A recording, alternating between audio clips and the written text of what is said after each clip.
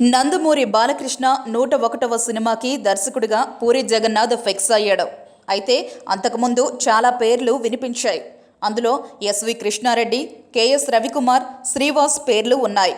చివరికి పూరీకే ఛాన్స్ దక్కింది.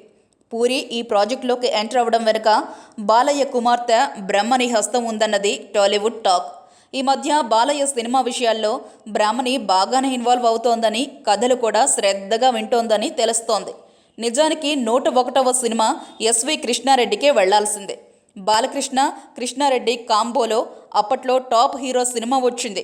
ఆ సినిమా ఫ్లాప్ అయినా, కృష్ణారెడ్డి ఫామ్లో లేకపోయినా, ఆయన వెటరన్ అయిపోయినా సరే ఇవేం పట్టించుకోకుండా బాలయ్య కథ విన్నాడు. ఆ కథ బాలయ్యకు నచ్చడం, చేసేద్దాం అంటూ బాలయ్య కూడా ఉత్సాహపడడం జరిగిపోయాయని టాక్. కృష్ణారెడ్డి కూడా ఓ శుభ ముహూర్తంలో అఫీషియల్ ప్రకటన ఇచ్చేద్దాం అంటూ రెడీ అయ్యాడట. దీనికి తోడు కెమెరామెన్ని, డైలాగ్ రైటర్ని ఫిక్స్ చేసుకున్నారట.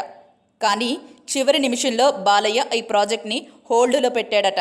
లేదంటే కృష్ణారెడ్డితో సినిమా పట్టాలెక్కాల్సిందేనని నందమూరి కాంపౌండ్ వర్గాలు చెబుతున్నాయి.